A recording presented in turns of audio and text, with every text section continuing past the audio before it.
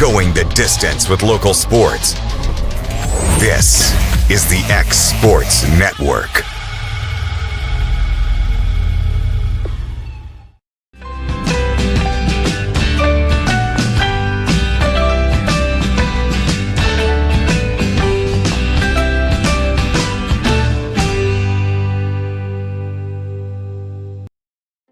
Here at Fields and Brown Barbershop, legacy means a lot. We're trying to fill big shoes left by my two uncles and my grandfather, where every haircut came with conversation and every customer left a little taller than when they walked in. The barbershop is about pride. It's about knowing your barber knows your name and your story.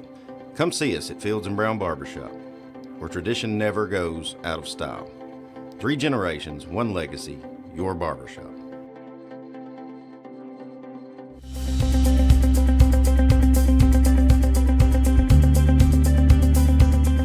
Arctic Air keeps your home or business comfortable. For more than 20 years, we've provided outstanding residential and commercial services through southern Middle Tennessee. Whether you need assistance with your heat, air conditioning, preventive maintenance, or anything in between, trust our reliable team to get the job done. We'll take the time to figure out your specific needs and recommend what we believe is right and best for your situation. We've been using Arctic Air for over 15 years now. Their service is great, they're here when we need them, and their prices are competitive. They take the worry out of the heat and air so I don't have to. Arctic Air. When you need us, we'll be there.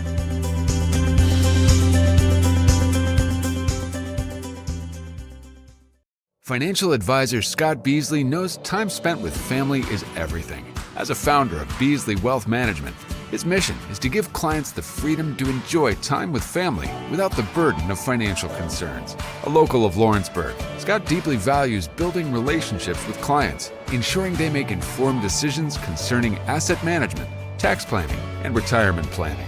Offering a free initial consultation, Beasley Wealth Management helps clients pursue their aspirations with confidence. A local law firm respected throughout the state. Generations of clients have turned to Boston, Holt, and Durham since 1948. We assist individuals and businesses with their legal needs, including real estate, property closings, personal injury, employment discrimination, and family law. Our clients get the personal attention and convenience of a hometown law firm with the resources and ability to handle any case. Come see us at Boston, Holt, and Durham.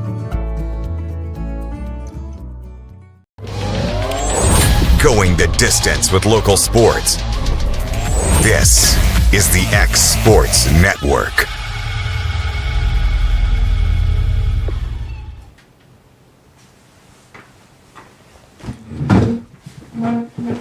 And happy Wednesday, everybody. Welcome into the Mark My Words College Sports Show here on the X Sports Network. I'd like to thank everybody watching us live right now on Facebook and YouTube, or watching us later on Facebook or YouTube, or listening to us in podcast form on Apple Podcasts and Spotify. And folks, we got a lot to get into today. We got some busy times coming up, a lot of games, and well, we got Christmas next week. I mean, it is just getting all sorts of crazy. I thought this episode was going to be mostly college basketball, but as always, college football seems to always have something going on, whether it's a story or games. But we will break down almost a week's worth of games. We got a lot to get into, so we'll jump right into it. So the transfer portal doesn't actually officially open until January 2nd, but if you've been on social media any time in the last 2 weeks, you know that there's a lot of people that have made commitments to that they are going to enter the transfer portal, or they're going to be going back to school. You're seeing some people maybe opt in or opt out of bowl games. A lot of craziness going on. So some of the big names entering the portal, mainly at the quarterback position. Where are they going to go? Right now, the number one transfer portal quarterback is Brendan Sorsby. The quarterback out of Cincinnati had an outstanding year last year. Pull up some stats for Sorsby real quick. There we go. 2,800 passing yards, 27 touchdowns, 5 interceptions, added 600 more yards on the ground, and 9 rushing touchdowns. So, 3,400 yards, 36 touchdowns, only 5 interceptions. Listen, he was 10th in the country in QBR. Cincinnati went 7-5. Had a rough go of at the end of the year. I mean, their final 4 games were Utah, Arizona, BYU, and TCU in consecutive weeks. So, and they had been beaten up at running back at that point. So, I don't think it was a bad season at all for Cincinnati. And Sorsby's just looking for somewhere he can compete because he's proven that when he's on top of things, he can be one of the better quarterbacks in the country. Now, I'm a little iffy if I would want him on my team because you have games like the one against Nebraska early in the season, 69 passing yards. A game against UCF where he only had 191 passing yards and only a 9-point victory. 111 yards against Baylor. What are you really getting from him? But then you look and he's got games like against Kansas where he threw for almost 400 yards. Threw for 300 yards against BYU, nearly 300 against TCU. Also a pretty good dual threat. He can give you 40, 50 yards on the ground a game. He's going to be probably the most sought after quarterback in the portal, if not the second most. But right now, I think Texas Tech is probably going to be the move for him. It looked like Cincinnati was giving him somewhere in the range of $3 to $4 million last year, so he's going to be looking for more than that this upcoming year. And who wants to put a lot of money in a quarterback that you don't really know what you're going to get? I mean, he had a good season last year at Cincinnati. But you look, most of his good games were against subpar competition, and when he had to play some of the big guys like the BYUs, the Utahs, the Arizonas, the TCUs, he struggled in those games. Now, given 4 of his 5 interceptions were in 3 of his last 4 games, so he's not going to be a turnover threat. He's probably the best quarterback in the portal, I would say, personally. I was a big fan of what he did at Cincinnati because we looked, Scott Satterfield was a guy on the hot seat entering the year, and then by week 4 or week 5, they had the best rushing attack in the country, and their offense continued to improve until, obviously, injuries, I think, were cause for derailing their season. But listen, up until, I would say, up until Halloween, really, that weekend of, I think it was Saturday, was November the 1st, up until that weekend, they played Utah. There were talks of Cincinnati in the Big 12 championship game, in the playoff. There were getting some pretty raucous talk due to what Sorsby was able to do with that offense. Heard he has some family living in Knoxville. Not sure if Tennessee would be willing to fork over that much money for just a quarterback when they probably forked over a lot for Aguilar last year, and he performed well, had a bit of a turnover problem. That would be something that Sorsby wouldn't have, but I think Texas Tech is going to be the guy, the team for him. They have obviously enough money to buy any quarterback they want. It would send Sorsby back home to Texas. He's from, I believe, went to high school in Texas, or he was born in Denton. So he's from the Texas area. I would assume Texas Tech is probably going to be, a sort of homecoming for him. Heard some rumors that maybe his girlfriend is a volleyball player at Texas Tech, had just transferred there, or was already there. So I would assume he's probably following her and going back home to Texas. I think it would be cool to have him in Knoxville for a year because, as we're about to get to, there's a name from Knoxville that has entered the portal. But right now I'm thinking Texas Tech for him. So Sam Leavitt was the first name that really started making some rounds as he was going to hit the portal. There were talks of him before the season ended that he was going to enter the portal. He wasn't going to play anymore for Arizona State. And he's, got somewhat of a fair argument. When you look at it from his point of view, he's been successful as a starting quarterback. But when he was without Tyson this year, there were some moments where they struggled, where Arizona State really did struggle with him as quarterback. The game at Mississippi State looked like he didn't know how to throw a football. So he's going to be looking to make a move. Let's see let's look at Leavitt's numbers, because they're not going to be good, but they'll kind of tell the story of his injuries. So, 1,600 yards, 10 touchdowns, 3 interceptions. Is from Oregon. Dante Moore, the quarterback at Oregon, could be going to the NFL. I think probably will be. I think Oregon's a team to look at. I think Indiana's another team to look at. Leavitt's first stop in college was actually in the Big Ten at Michigan State. Don't believe he played any that year. Had 23 passing attempts as a true freshman, or as a redshirt freshman. So, maybe he would think to go back to the Big Ten. I think that there's going to be a team that has been in the national championship hunt the past 2 years. It's going to be looking for a quarterback again. And I think Indiana. Look at what they've done with Curtis Rourke. Look at what they did with Fernando Mendoza. Because, trust me, nobody was talking about those two guys before they were at Indiana. Obviously their names were going around because if you watched a lot of college football, there were some big games that Cal had last year where Mendoza was able to show out. But he wasn't somebody that we were looking at as the Heisman Trophy winner the next year. So I just think it's pretty incredible. And then you have Rourke, who transferred in from Ohio, was a quarterback in the MAC. Now, he was a really good quarterback in the MAC, but he played half the season on a torn ACL, and they went 11-2. And their only losses were to Notre Dame and Ohio State, who played the national championship that year. I think Leavitt's the guy at Indiana. It seems like they're going to be the team that brings in a transfer quarterback every year. Now, if he decides to go to Oregon, then I think Mendoza's little brother Alberto will be a pretty good quarterback in Indiana in due time. But I think just with his youth, they might be looking for somebody a little bit older. Leavitt could be that guy. DJ Lagway entered the transfer portal Monday morning. We talked about him a little bit, but we didn't. I mean, we talked about some schools maybe he'd want to go to. Right now, I'm thinking it's probably down to Miami or Baylor. Obviously, Carson Beck's going to be off to the NFL next year. Let's check on Sawyer Robertson over at Baylor. Was one of the better passers in the country. Was probably top 2 or 3 in passing yards. Was second. So he is a senior, so it looks like he'll be gone. Yeah, I mean, both teams are going to need a quarterback. Baylor really struggled this year in the Big 12, and it was because of turnovers. I mean, DJ Lagway is turnover incarnate, it seems. And with the amount of turmoil kind of going on at Baylor in their athletic department, I think it would probably be smarter for Lagway to just go to Miami. It's proven that they can turn a turnover-ridden quarterback like Carson Beck into one that looks a lot better, at least in the instance of throwing 4 picks in a game. And Miami's in the playoff right now. And I think that they're going to be right there on the outside looking in or on the inside looking out type of thing for the next 4 or 5 years, as long as Cristobal is able to rotate in good talent. Because, I mean, it's Miami. Who doesn't want to go to the U? Jake Merklinger entered the transfer portal this morning, backup quarterback at Tennessee. Not really sure where he would be looking. Maybe a Georgia Tech, go back home. He's from Georgia. I think this probably has a smaller school written all over it.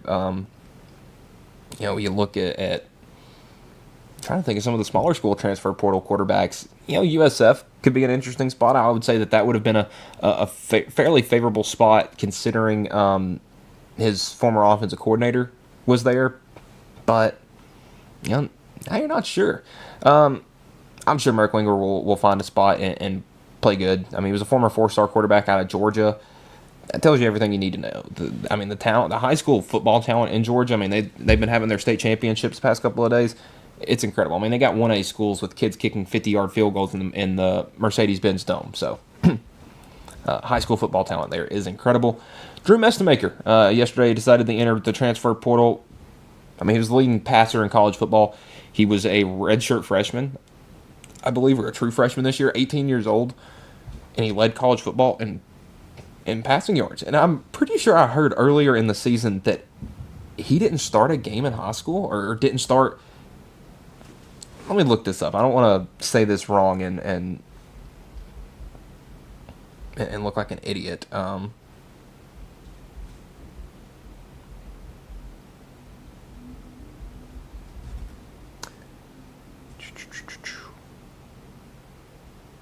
Okay, so Drew Mestemaker didn't even play quarterback in high school, so I was right in that. Instead, he was a defensive back and a punter at Vandergrift High School in Austin, Texas.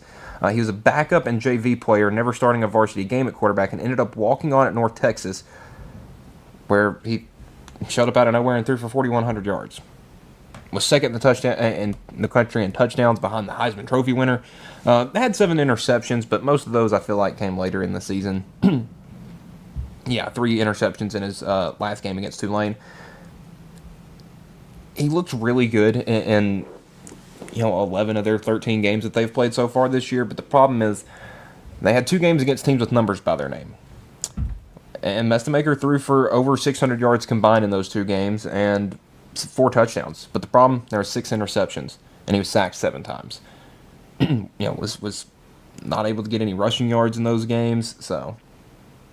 Yeah, just not great numbers against good competition. Where's he going to go? I think Oklahoma State is probably the hottest name to get him. His head coach that believed in him, gave him a walk-on spot, and eventually led him to being the best quarterback passing yards-wise in the country. Eric Morris is at Oklahoma State. Does he follow his head coach? I think he would as a young quarterback. He wants to stay with the same head coach because switching systems and coachings every year, we've seen it, I think, really hurt some young quarterbacks. I think he's going to follow his head coach. If not, I think Texas Tech could be an interesting spot for him. I mean, I think anybody would want Drew Mestemaker. Dylan Raiola entered the transfer portal, and this one wasn't very shocking. I think Louisville is a good spot for him. I mean, Miller Moss kind of turned his career around and had a pretty good year last year at Louisville. They finished the season rough, but if Raiola can get back healthy at 100%, and Louisville's another team that utilizes their running backs very well, like Raiola and Nebraska did last year. I think it could be a good fit for him. Jeff Brom is a good quarterback head coach. I mean, he's turned a lot of guys' careers around. I think he could do it again with Raiola, who had a rough go of it there at the end of the year before his injury, and then the injury kind of compounded all those mistakes into one. So that is it for the big name quarterbacks that have hit the portal so far. I assume that we're going to see Trinidad Chambliss enter the portal as soon as Ole Miss gets eliminated from the playoffs. I think he's going to go back I think he's going to go to LSU with Lane Kiffin. I mean, Chambliss was a D2 quarterback who was brought in to be the backup at Ole Miss and took over that starting job, and it seems like he's worked really well with Lane Kiffin. I think Kiffin's probably going to want him to be his guy. Obviously, Nussmeier's going to be gone. I think Van Buren might enter the portal. I think LSU's actually had a guy, a quarterback enter the portal either today or yesterday, one. So, it could be something pretty interesting there. But, you never know. And then, obviously, we talked about TJ Finley, who's looking to is into the transfer portal again, shocker, looking for his 7th school in 7 seasons if the NCAA grants him another year. And I say at this point, let him do it, because this is going to be a record that is never broken. I think this is a glaring example of problems with the transfer portal. Went to LSU, didn't like it. Went to Auburn, didn't like it. Went to Texas State, didn't like it. Western Kentucky, Tulane, Georgia State. Where next? I mean, it looks like the only conference he hasn't hit the max, so maybe Miami of Ohio is looking for a quarterback. I know, maybe Western Michigan, someone like that. Doesn't look like Finley has played anywhere further north than Bowling Green, Kentucky, so maybe he wants to stay in the South with some warmer weather. Also, USC quarterback Jaden Maava has signed to return to the school in 2026, as has Arch Manning at Texas. I think next year we're going to see a very heavy quarterback class. There's going to be a ton of good quarterbacks next year. And I just think that the playoff next year, if everything with these transfers works out, I think we have a chance to see one of the best 12-team playoffs we've seen next year, just because of the quarterback talent that we're seeing across the country. I mean, Notre Dame's backup quarterback Kenny Minchie entered the portal. Where could he go? I heard that maybe Knoxville's a landing spot for him, but with all the young talent in Knoxville, do they want to go with another young guy, or do they want a guy that they can just have for a year and let the youngsters kind of fight for it the next season? So let's go over the ACC, because the ACC announced a few months ago that they're going to be joining the rest of the Power 4 schools and playing 9 conference games. Bravo. I think that's great. I think I'm just not a fan of the 9 conference game things and schedule in general, but if everybody else is doing it, why not join in? But the only problem with this is the ACC has 17 teams, an even number. You look at the Big 12, they have 16, I think. SEC's got 16. The Big 10's got 18. Most of the conferences have even numbers, so their schedules work. Well, with the ACC, it's 17 teams, meaning it's not possible for them to all play 9 games. So they've elected to do what I think is it stupid? Is it confusing? It's all of the above. The ACC is really struggling to keep, and sort of keeping up with the Joneses right now. Because, it's obvious that the ACC is steps behind the Big 12 and the miles behind the Big 10 and the SEC. They're probably right in there with the American. Those conferences got the same amount of teams in, and we were talking about probably the same amount of jumble of teams that could have made the playoff. The American had Tulane, North Texas, Memphis, Navy, ton of good teams. The ACC, they had Miami, maybe Virginia, SMU kind of. Duke won the conference at 8-5, so who knows? So in 2026, 12 of the 17 teams will be playing 9 conference games, and the other 5 will just be playing 8 conference games. Well, this year, you probably remembered it was a couple weeks ago when the ACC was. Well, the ACC championship picture was just a mess with all the tiebreakers and this, that, and the other. I mean, a 7-5 team made the conference championship game in the year 2025. It's a problem. This is going to cause more problems because now you're going to have 12 of your 17 teams playing 9 games and the other 5 playing 8. So what do you do here? Are those teams that are stuck playing 8 that year not allowed to be in the conference championship game? Is that how it goes? Because we'll go over the teams in a second. That's putting a couple of teams that were contending at this point in the year in the ACC, out of contention. But then, how is it going to hurt a 9-win team? Say there's 2 teams that go 8-0, but there's also 2 other teams that win 8-1. Are you going to reward the teams that had to play more games, or are you going to hurt the teams that had to play more games? I just think this is going to cause a major problem until the ACC can pick up another team.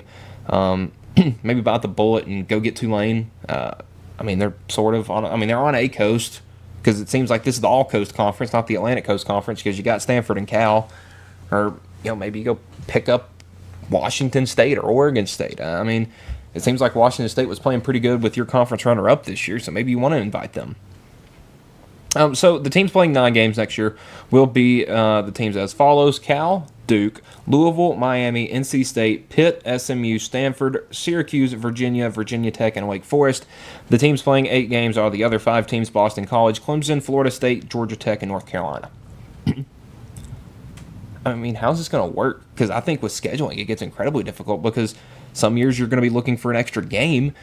We had, I think it was Virginia and NC State play a non-conference game. Are we going to see something like this happen where Boston College and Georgia Tech just say, hey, we got to find an extra game. Let's play a non-conference game. I just think it's going to end up being a mess. We'll see how long that happens, and if it does end up being a mess, I think we'll probably be sitting here a little under a year from now and talking about, oh my goodness, the ACC is a mess again. That's just my thought to it. But let's get to the bowl games. Last night we had the Salute 2 Veterans Bowl. You had Troy, 8-5, runner-up in the Sun Belt. Yes, and then Jacksonville State, 8-5, runner-up in the Conference USA. 2 teams, 2 colleges from Alabama, both went 8-5, both conference runners-up. And they played at the Crampton Bowl in Montgomery. It was somewhat about midway. Jacksonville's a little further from Montgomery as opposed to Troy, but this was a great defensive football game. Jacksonville State pulls it out at the end, 17-13. It was a defensive steadfast for a good part of this one. And I don't think that's a bad thing from any stretch of the imagination. I think that it just shows what got these teams to this point. For Troy, it 100% was their defense because their offense was just rough. Caden Creel had a pretty good game passing for Jacksonville State, 14-20, 173 yards and a touchdown. And they kind of did it with a collection of running backs, especially that last scoring drive there at the end of the fourth quarter where they just did it, felt like mostly on the ground. Christian Lando, Justice Savage, Lucas Farrington, I know, put a pretty good run in there. Those guys were all big. They combined for, I think, exactly 100 yards. Yes, they did. So 23 carries for 100 yards for those guys. Andrew Paul, the running back that got that punched that last touchdown in. I think I've maybe found one of my favorite, just low-key out-of-the-way players in college football, and he's not a very low-key person at all. DeAndre Johnson, wide receiver for Jacksonville State, had 100 yards last night. He's 6'8". The dude is massive. 30 catches, 724 yards, and 6 touchdowns, so he's a guy they're using a lot. He's not just a guy that's out there for that's just out there for Hail Marys and stuff like that. You have Scott Steiner's son going out, the tight end, 3 catches, 27 yards, and a touchdown. He had a good year as well, 36 catches, 380 yards, and 5 touchdowns for the senior out of Woodstock, Georgia. For Troy, if they were going to win this game, it was going to be their defense, and their one touchdown they scored was a fumble recovery for a touchdown. But when you're turning the ball over twice, 2 interceptions, I don't know if both of them came late. I know one of them did.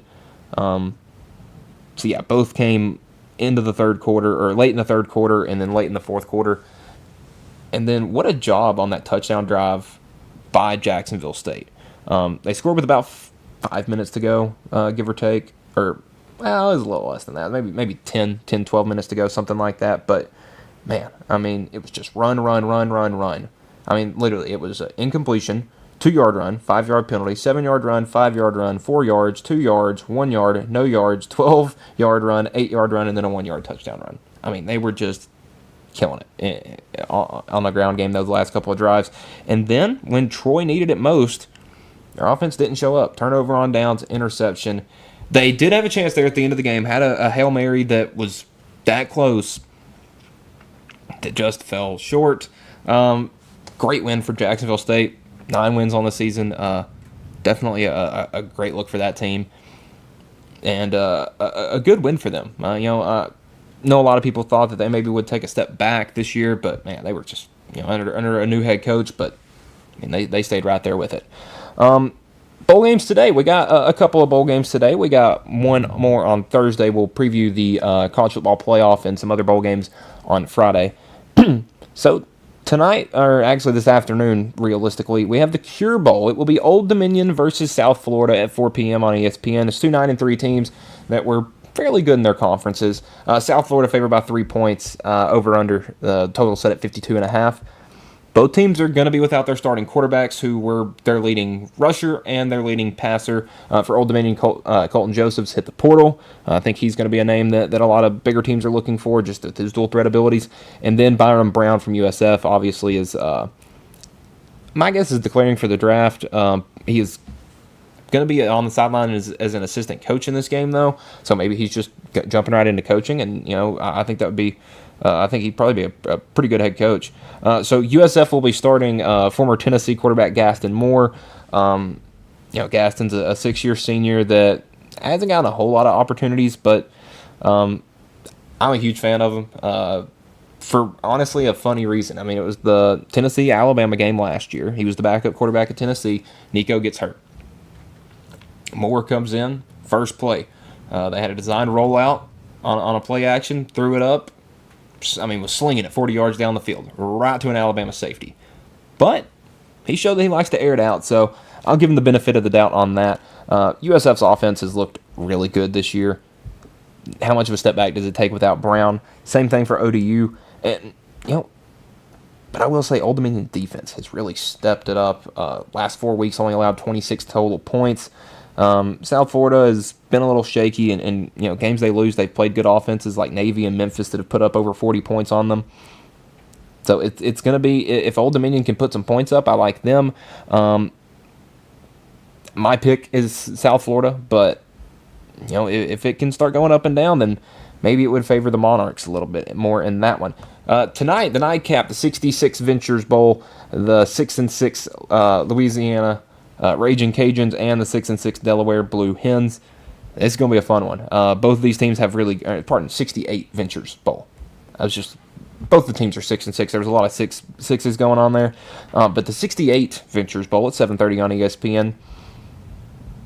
Right now, the spread's got Louisiana 1.5 total set at 60.5.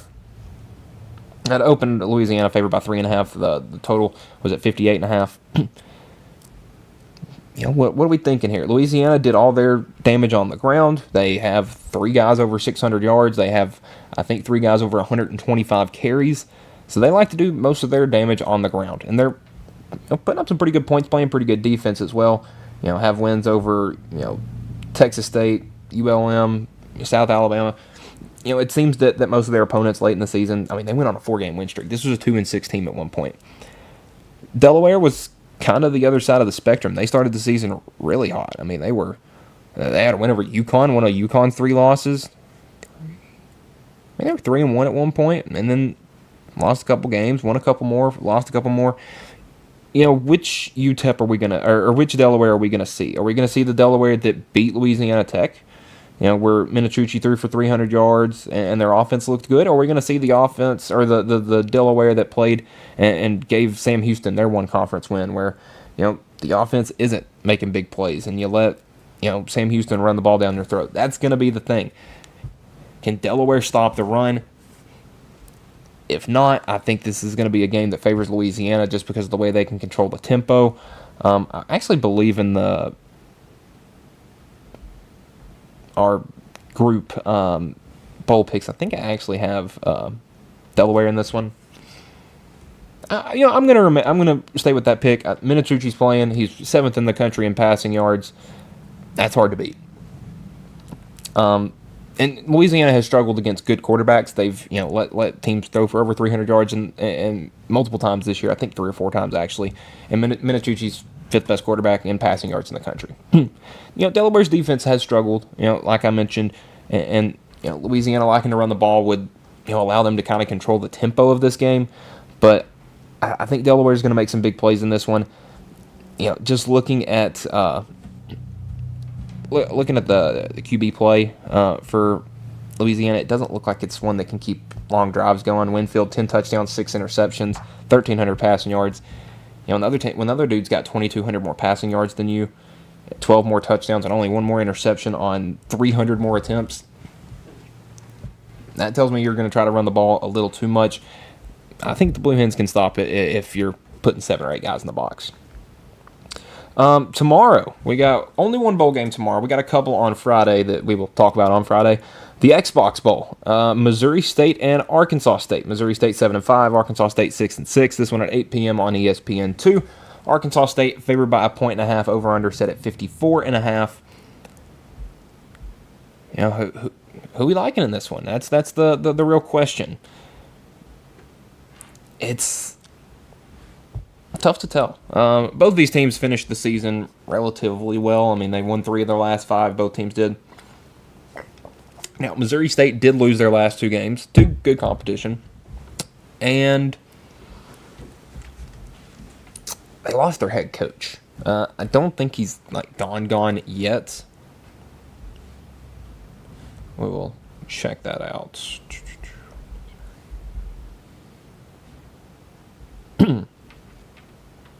So Ryan Beard has taken over at Coastal Carolina. Let's see if he is coaching in the bowl game.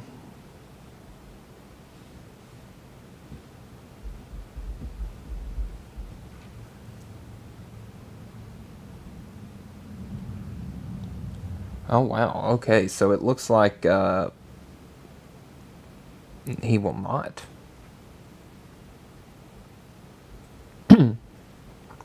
An article out of the Springfield News Leader states that MSU emerges from the depths of, quote, football hell to play in the bowl game.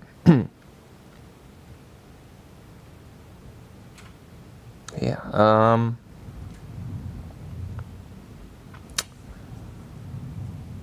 So it's their first ever bowl game as an FBS program. Their best season ever, especially as an FCS or an FBS program. The program's first 6 wins over FBS programs since the 90s. Okay, so that's talking about where Missouri State was 6 years ago, not currently. So, obviously it hurts to lose Beard. I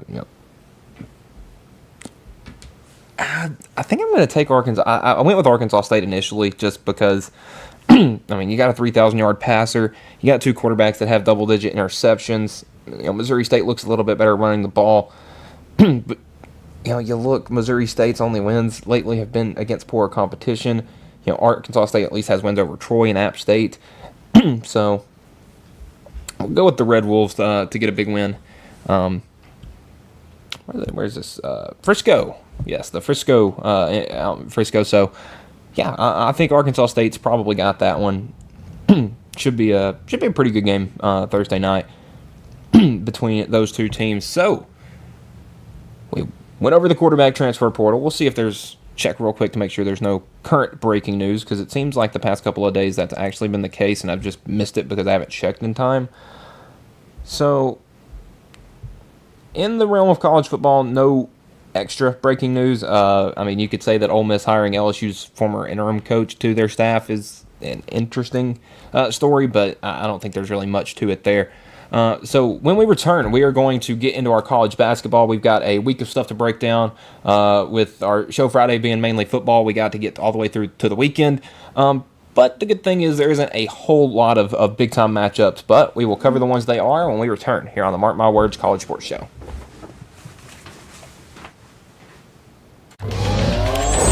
Going the distance with local sports.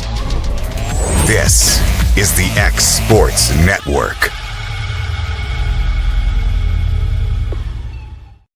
Since opening our doors in 1904, Builtwell Bank has existed to be the local economic engine for the communities we serve.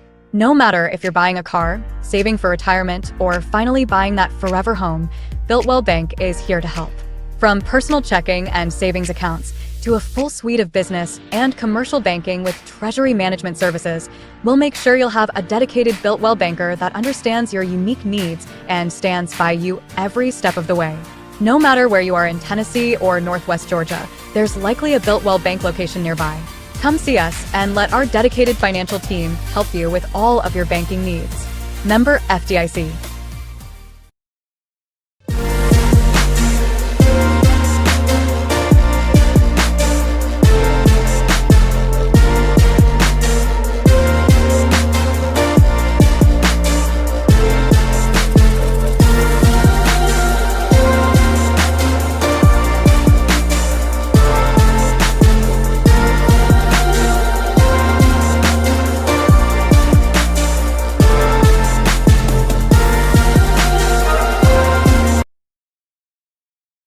At C&B Linen, fast, friendly, and reliable service is our promise to you. Because you're not just a customer, you're family. From multi-use linen to branded floor coverings and a complete range of cleaning supplies, C&B Linen is here to make sure you have everything you need. From our high-quality products to our fast, friendly, and reliable service, you'll experience the difference with C&B Linen. Because you're not just a client, you're part of our family. You'll be winning with C&B Linen. Got a dent, a ding, a scratch, or a bent fender? Major or minor, Car Country Collision Center in Leoma can fix you up. Car Country works with all insurance carriers, gives free estimates, can work on foreign and domestic vehicles, and has experience you can trust. They've been in business since 1990. Unfortunately, accidents happen, but you can get your car back on the road with as little hassle as possible with the help of Car Country. Call 931-852-4708 or stop by at 2567 Highway 43 South in Leoma.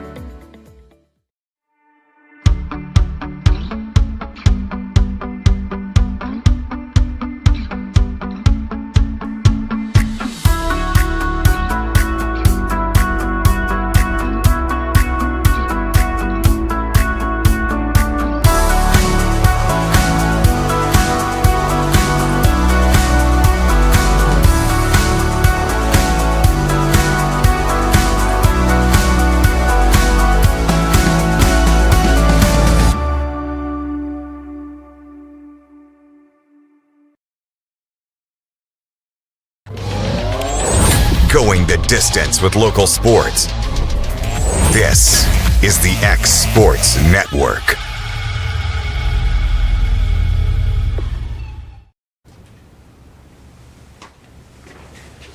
And welcome back to the Mark My Words show here, college sports show here on the X Sports Network. Do have a little bit of breaking news come out of the break. This is about 45 minutes ago from Pete Nakos that Ohio has fired head coach Brian Smith for cause. Interim coach John Hauser will lead the Bobcats into the Frisco Bowl. The school will launch a national search for a new head coach now. This has kind of been a story that's been developing lately that Ohio just kind of, I don't really know what the full story is with what's been going on. So this is from about an hour ago from a College Football Insider. Today, Ohio University terminated the contract of head football coach Brian Smith for cause. The termination follows an administrative review of allegations that Smith violated the terms of his employment agreement by engaging in serious professional misconduct and participating in activities that reflect unfavorably on the university. Interim head coach John Hauser will continue to lead the Ohio University football as the Bobcats take on the University of Nevada Las Vegas Rebels in the 2025 Scooters Coffee Frisco Bowl on Tuesday, December 23rd. A search for a permanent head coach for Ohio football will begin immediately. It's been known for about a couple of weeks. The first of the month, Ohio had named John Hauser their interim. And Brian Smith was the first-year head coach at Ohio. They went 8-4. but they said that back then he had just been dismissed at that point for an undetermined period of time beginning December 1st. Players didn't know what was going on. The AD didn't know what was going on. The players and coaches didn't know what was going on. The AD burst into a normally scheduled coaches meeting, had them leave, and nobody has seen the head coach since then. A really bizarre situation. Nobody knows what's going on. And the only thing really known the next day after that you would not expect Smith back at Ohio. Really curious as to what happened here. Serious misconduct and unfavorable an unfavorable view of the school. I mean, that sounds like a mess. I'm not going to speculate on what it is, obviously, because there's no indication as to what it could be, at least in the known right now. Could be a bit of a mess there. We'll look back in on that one Friday, see if we can dig up anything that has happened. So now on to college basketball. Listen, we're getting to the fun part of the year where teams are playing games just anytime, any place, anywhere. So we'll break into, and this week has been a bit of a slow week when it comes to college basketball. I know a lot of teams are trying to have worked their schedules out where, they can allow their kids to go home for Christmas. There's not a single Division I game on Christmas. There's a couple on the 23rd, but really, they're getting some games in because there is not a game from Wednesday all the way until Saturday. So we'll jump into the games that happened last night. But first, quick shout out to Queens University as their men's basketball coach Grant Leonard was rocking an ugly Christmas sweater on the sidelines of his team's game last night at Arkansas. It was a black Christmas sweater that said "Gangsta Rapper" with like a gift on it, like he had done the one rapping. Love it, funny. Love to see that we still got some good sense of humor with coaches here in college sports. We'll break into the biggest game of last night, one that had allegedly 30 NBA scouts at, a couple of assistant GMs. I know Kyle Korver was in attendance for the Louisville and Tennessee matchup. A couple of top 5 picks potentially could have been playing in that one. Obviously, no Michael Brown for Louisville as he was dealing with a back injury. And, he's a guy that is averaging close to 17, 18 points a game. And they missed him last night. Tennessee 83, Louisville 62. Louisville 0-2 away from home, 0-2 against the SEC. Just not a good start to the year for the Cardinals in that aspect. Now they've looked good in every other game they have played. They looked good they destroyed Indiana, destroyed Memphis, and then even going back to November, they got a nice win over Kentucky, nice win over Cincinnati. So they've got some good wins, but really looking to define themselves in this one and weren't able to do that one bit. Tennessee, Pat Kelsey's teams have been held to 62 points or less 3 times since he's been there. So 11 games this year in the 30 or so he coached last year, so about 40 games. 2 of those 3 are Tennessee.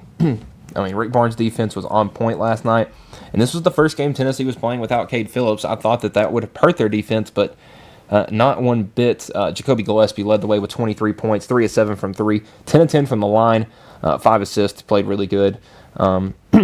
Felix Okpara, 8 points, 13 points, 7 boards, 3 assists, and a couple turnovers from Nate Ament, who looked a lot better last night. He had been struggling, wasn't able to get to the line as well as he normally did, as well as he normally does.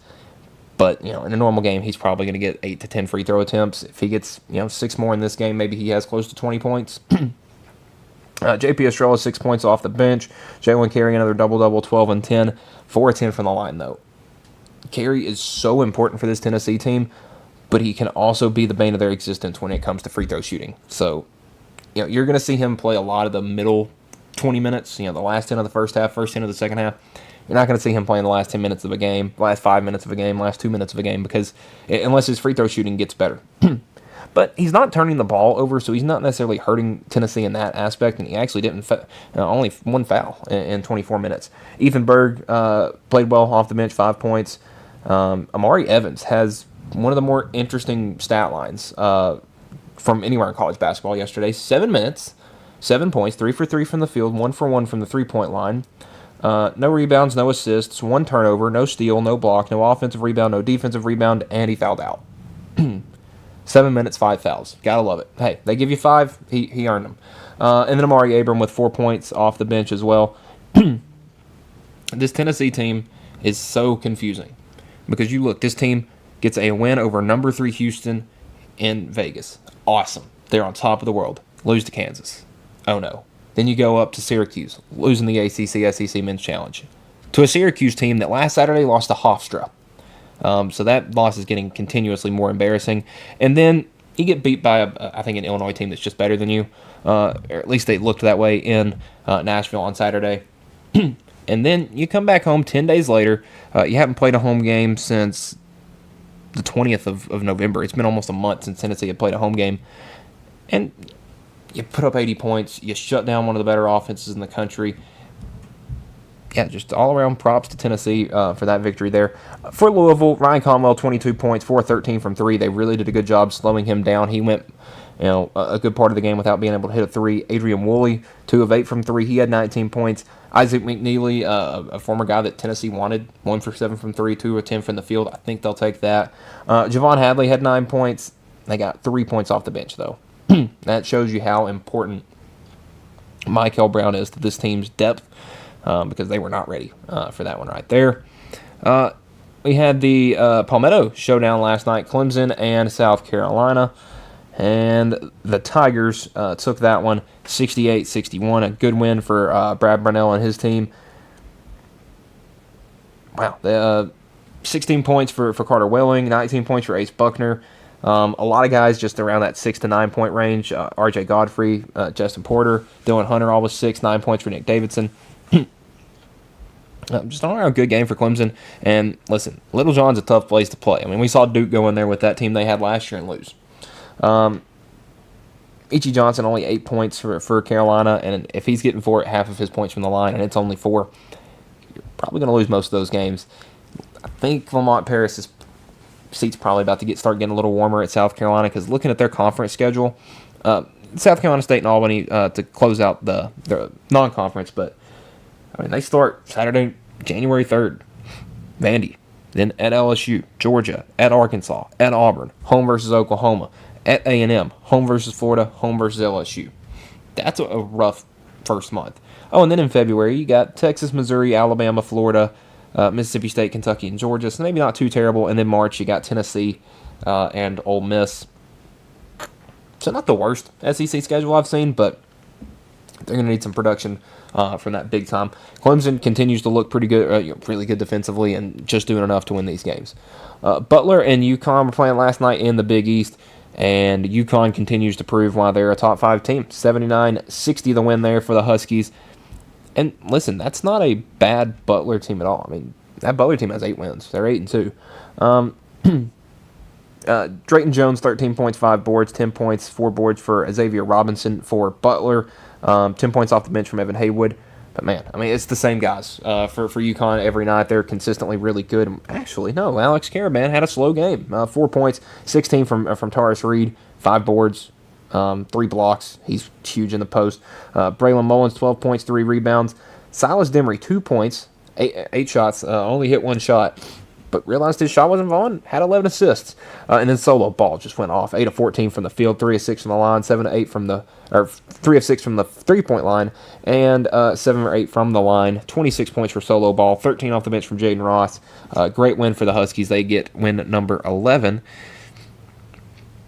And they've got another tough couple of competitions coming up in conference play. Only 2 ranked matchups, those both being against St. John's, but I think that UConn, I think the Big East is tough. I think they're getting a little bit disrespected. We'll talk about one of those teams in a minute.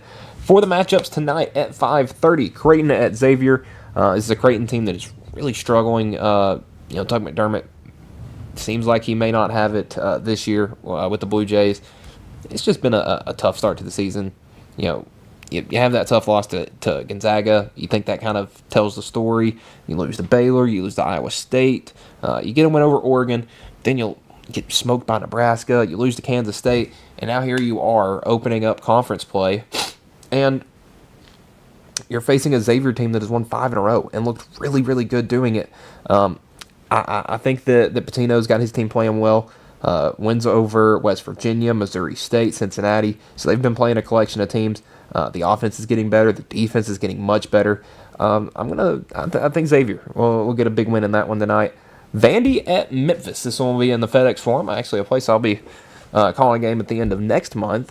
Number 13 Vandy, 10-0, looking to get their 11th win, but they got Memphis tonight, 4-5. This one at 6 o'clock on ESPN2. Vandy is a metrics-wise like a top 5 team in the country, realistically. Their offense is amazing. A little bit of a shaky game last Saturday against Central Arkansas, but I think they're a good team. We're going to find out a lot about Vanderbilt this week. They got a game tonight at Memphis, and then they got a game Sunday at Wake Forest. If they come out of that 12-0, I think we're going to be looking at a Vandy squad that's easily in the top 10 going into conference play, which is going to make some of those early matchups, because Vandy's got a rough January. They've got 3 ranked matchups. 3 more in February, 1 in March. 2 games against Tennessee is 2 ranked matchups right there. I like Vandy to win big. Memphis has had a tough schedule, and they've had a tough go of it. And I think that Vandy continues what they've been doing to teams. And looking at some of their past games, 96-71 over St. Mary's, 89-74 over VCU. Vandy has not scored below 83 points this year. Will it happen tonight? Memphis let Louisville score 99 on them Saturday. I think Vandy's got a slightly better offense than Louisville. Vandy's averaging 20 more points a game, and they're giving up less points. Memphis is averaging a loss right now despite being 4-1 at home. Think that'll be 4-2 after tonight. South Florida and Alabama, a somewhat fun game going on in the SEC.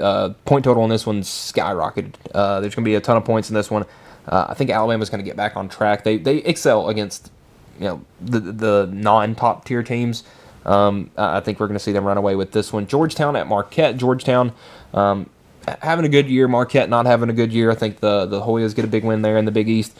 Arizona State and UCLA, a old Pac-12 matchup. These teams now in the Big Ten and the Big 12.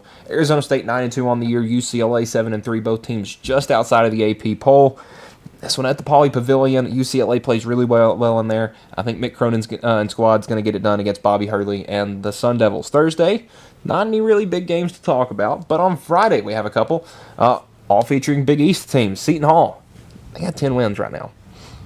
The Pirates look really good. Shaheen Holloway's done an outstanding job there.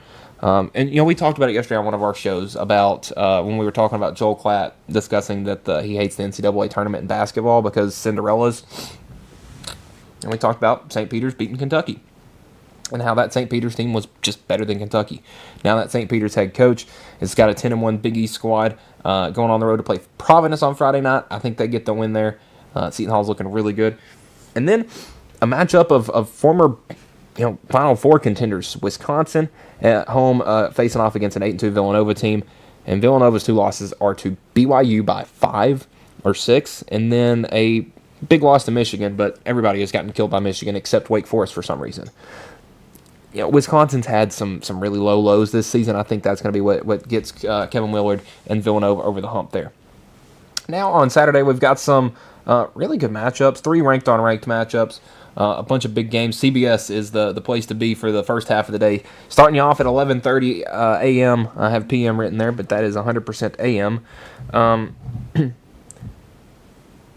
So at number 22, St. John's versus number unranked Kentucky, 7-3 St. John's, 7-4 Kentucky. This one not at Rupp, not at MSG, so it's going to be a neutral site game. I think it's the Champions Classic is what they have this called. Something along that lines. St. John's defense has been really good. Not Kentucky. They're coming off a nice win over Indiana on Saturday. So I'm not really sure about this one because St. John's offense has really struggled. Kentucky's offense has really struggled. Both teams, I'd say, are better on the defensive end as of now. I think St. John's will get it done, though. North Carolina, 10-1, 8-2 Ohio State. Listen, UNC's looked really good. They're in the process of getting Seth Trimble back. I wouldn't rush him for this game, but if you get him back by the start of conference play, look out for UNC, folks. They're really good. Memphis, 4-5 at 6-5 Mississippi State. These are two teams that have struggled early in the year that had higher aspirations. That one's going to be a dogfight, 3 p.m. on ESPN. What I think could be the best game of the day. If not, it's going to be the next one I mentioned. Number 8, Houston. Number 14, Arkansas. I mean, Houston's only lost to Tennessee. Arkansas has losses to Duke and Michigan State. But Arkansas, I mean, look at what they've done the past 2 weeks. Destroyed Louisville. Destroyed Texas Tech. I don't care if those games are close. The way they handled the second half of those games, those are destruction. And Houston, has looked good. They've bounced back from that Tennessee loss. They're 10-1. It's a neutral site, which, again, makes it very interesting. It's John Calipari. It's Kelvin Sampson. You're going to have offense versus defense. Oh, this is a good one, man. I'm going to go Arkansas. I just think that they have the ability to score at so many different positions. I mean, whether it's Malik Brown, whether it's Trevin Brazile. I mean, they got countless guys that can put up some buckets. Arkansas is an interesting team because I remember watching their first game this year and thinking, oh, wow, they're going to struggle. I mean, they put up 108 last night. And, playing a game in Newark, New Jersey, it's not really close to either of you. Darius Acuff leading the way with 18 points. If they can shut down Emmanuel Sharp from the perimeter, I think Arkansas is going to roll in this one. That's really been Houston's key is when they can get the 3-ball going. I think it's going to be a fun matchup watching Darius Acuff and Kingston Flemings, two of the better young freshmen in the country. Right after that one at 5:30 on Peacock, number 21 Auburn heading to Indianapolis to face off with Purdue, who's number 6 in the country at 10-1 at Gainbridge Fieldhouse. Another really great matchup. Auburn has played a dang tough schedule through this point in the season. And, I think it's deservingly so. You got a new head coach. You want to prove that he's got it? Well, let's play a tough schedule. I mean, they've had games against Houston, Oregon, Michigan, St. John's, NC State, Arizona, and now Purdue at the Indy Classic. I don't really know who I like in this one. Both teams scoring around 85 a game. Purdue's defense is obviously much better, and they shoot the ball a little bit better. But Auburn is a tough defensive team that likes to rebound. Is anyone going to be able to slow down Keyshawn Hall for Auburn? I mean, he's shooting nearly 50% from the field, 90% from the line. He's getting you 22 points a game, 9 boards. Tahad Pettiford. That matchup with him and Braden Smith is going to be really interesting. Is Trey Kaufman-Rim going to be the guy on Keyshawn Hall? I think Auburn's size is going to cause Purdue some trouble, which is funny because Purdue does have some big bodies, but not a ton. They're going to need a big game from Trey Kaufman-Rim. Fletcher Lawyer, they're going to need him to start producing a little bit more because he's stayed at that 10 to 12 points per game his entire career. Going to look for the same from Braden Smith. 9 assists a game. He's dishing the rock around. I think Purdue's just going to have a little bit too much depth for Auburn. Auburn really outside their top 6 don't have much. Purdue can go 8 deep. Stanford at Colorado, another former Pac-12 matchup. Now an ACC versus Big 12. Stanford at 8-2, Colorado at 9-1. Both teams off to a really good start early in the season. But who have they played? Let's look at some of the past couple of games for the Cardinal. Typically known more as a women's basketball or a football school, not necessarily basketball, but wins over Portland, Montana State, big win over Louisiana, close loss to Seattle U, who is like 8-2 right now, so they're pretty good. Close win over Minnesota, close win over St. Louis, win over Portland, 1-point loss to UNLV, win over San Jose State. So not playing the craziest competition as of yet. This game is in Phoenix, so I guess it somewhat favors. I guess Colorado's a little closer to Phoenix than the middle of California would be. Colorado's putting up a lot of points. Stanford wasn't necessarily putting up nearly as many points. I mean, Colorado's averaging 88 a game. Stanford's around 78. I think Colorado is going to get this one. I think the Buffs are just going to score too much. And kind of from a variety of people. It's not just one guy doing the scoring like it is for for Stanford. Isaiah Johnson's 15 points a game, 13 for Sebastian Rankic. Barrington Hargis, 12 points a game. Bangdot Dak, 12 points a game, 11 points from Alon Mitchell. That is 5 guys averaging above 11 points a game. When you look at Stanford, it's Okereke averaging 21. Chisholm Okpara. Don't believe any relation to Felix from Tennessee. 15 points a game. But then after that, a bunch of guys in the single digits. I think Colorado as a team has a little bit more, and I think they'll get it done in that one. That one is 7 p.m. on ESPNU. The night game on ESPN. You're going to have to choose this one or a playoff game. I might be choosing this one, depending on how James Madison comes out of the gate. Number 19, Texas Tech. Number 3, Duke. 7 p.m. on ESPN. Texas Tech has struggled against ranked teams this year. Duke has not. I mean, Duke hasn't really struggled against anybody. I mean, they had a bunch of turnovers last night against Lipscomb and still won the game by 25. I just don't know if Texas Tech has a defense that can stop anyone. Looking at, Texas Tech was a team that played last night, and they gave up 90 points to a Northern Colorado team. Nothing wrong with that. I mean, they scored 101, but there was no defense in this one. Brock Wisney for North Colorado, 29 points. 16 points from Vincent Delano, 17 points from Zach Block, and 8 assists. Now, Texas Tech didn't have a problem scoring. 23 from J.T. Toppin, 36 from LaJuan Watts, 10 from Donovan Atwell, 14 from Christian Anderson, and 6 assists. And then 14 off the bench from Jalen Petty. I think Texas Tech needs this win bad to go into conference play with some momentum, because they got a tough start to conference play with early road trip at Houston, early games against BYU. They got to play Houston twice in January, and then they get Kansas later in the month, and BYU twice. So Texas Tech, I think, needs this win if they're going to try to be a upper 4 or 5 seed in the tournament coming up. And our last game of the night at 7:30 p.m. FS1, Xavier at Georgetown. Now, neither of these teams' records are what they're going to be yet because they both play tonight. I just like Xavier. If they can get the win tonight at Creighton, I like Xavier. At Georgetown, I just feel like they're missing a bit too much. KJ Lewis has been really good, but I think Xavier's team's defense is just going to be enough to get them over the hump in that one. So we'll go back over our picks real quick. Creighton Xavier tonight. I have Xavier. Vandy Memphis, that one tonight on ESPN2. I've got Vanderbilt. South Florida and Alabama, I have Alabama. Georgetown and Marquette, I have Georgetown. Arizona State and UCLA, I got UCLA. And then on Friday, I have Seton Hall over Providence. Wisconsin falling at home to Villanova. And then on Saturday, St. John's over Kentucky. North Carolina over Ohio State. Mississippi State over Memphis. Houston over Arkansas. Purdue over Auburn. Colorado over Stanford, Duke over Texas Tech, and Xavier over Georgetown. Now we will be back on Friday on the Mark My Words show. We will be doing our playoff breakdown. So we're going to break down at least the first round of the playoff, maybe talk about some potential second round matchups. We actually have an interesting list to look at on Friday. ESPN went ahead and ranked all 64 playoff teams ever. So we'll talk about that, discuss it, and then we will talk about a little college basketball. There'll probably be some games coming up next week that we might not get to talk about due to our game schedules and Christmas. So we'll get everything souped up right before then. So that will do it for this Wednesday edition of the Mark My Words College Sports Show here on the X Sports Network. We'll be back Friday around 11:30. So yeah, have a good day, everybody.